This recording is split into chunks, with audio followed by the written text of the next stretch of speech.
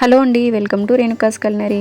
ఈరోజు మన రెసిపీ వచ్చేసి ఇడ్లీ, వడ, దోశ ఎలాంటి బ్రేక్ఫాస్ట్లోకైనా చాలా చక్కగా సూట్ అయిపోయే పల్లీ చట్నీ ఎలా చేసుకోవాలో ఇప్పుడు చూసేద్దాం.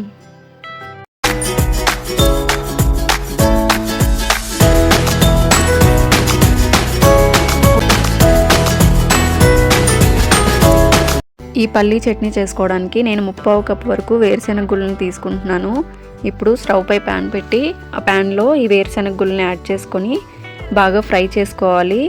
చూడండి, వీడియోలో చూపిస్తున్నట్టుగా బాగా ఫ్రై అయిన తర్వాత ఒక వేరుశెనగ గుళ్ళని తీసుకొని దాని పొట్టు తీస్తే అది ఊడిపోతుంది. అంతవరకు ఫ్రై అయితే మనకి చట్నీకి పల్లీలు బాగా వేగిపోయినట్టే.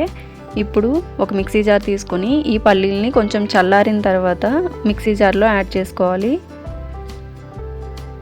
ఇప్పుడు ఇదే మిక్సీ జార్లోకి 2 నుంచి 3 వరకు పచ్చిమిర్చి యాడ్ చేసుకోవాలి. 2 నుంచి 3 వరకు ఎండుమిరపకాయలను యాడ్ చేసుకోవాలి. ఇందులోనే పొట్టు తీయకుండా ఉన్న వెల్లుల్లి రెమ్మల్ని 4 నుంచి 5 వరకు యాడ్ చేసుకోవాలి. టేస్ట్కి సరిపడా సాల్ట్ యాడ్ చేసుకోవాలి. ఇందులో పచ్చి కొబ్బరిని వేసుకుంటున్నాను. 4 నుంచి 5 పీసెస్ వరకు వేసుకుంటే చాలా టేస్టీగా ఉంటుంది.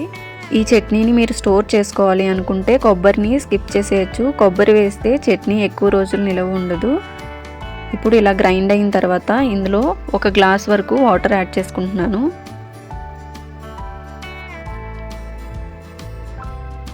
వాటర్ యాడ్ చేసిన తర్వాత మళ్ళీ బాగా పేస్ట్ లాగా మిక్స్ చేసుకోవాలి. చూడండి, వాటర్ వేసిన తర్వాత గ్రైండ్ చేస్తే ఇలా ఫైన్ పేస్ట్ లాగా మెత్తగా అయిపోయింది.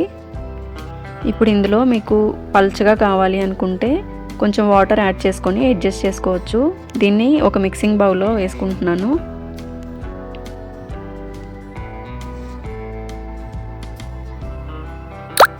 ఇప్పుడు తాలింపు కోసం స్టవ్ పై ప్యాన్ పెట్టుకోవాలి. ఇందులో ఒక 2 టేబుల్ స్పూన్ వరకు ఆయిల్ యాడ్ చేసుకోవాలి. ఆయిల్ కొంచెం వేడయిన తర్వాత ఇందులో 1/2 టేబుల్ స్పూన్ వరకు పచ్చిశనగపప్పు, 1/2 టేబుల్ స్పూన్ వరకు మినప్పప్పు,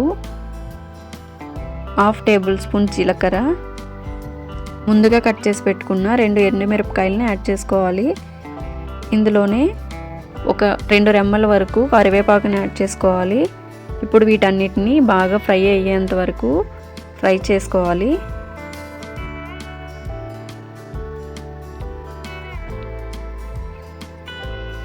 ఇవి మొత్తం బాగా ఫ్రై అయిపోయి స్టవ్ ఆఫ్ చేసుకొని వీటిని ముందుగా మిక్స్ చేసి పెట్టుకున్న చట్నీలోకి యాడ్ చేసుకుంటే పల్లీ చట్నీ రెడీ అయిపోయినట్టే.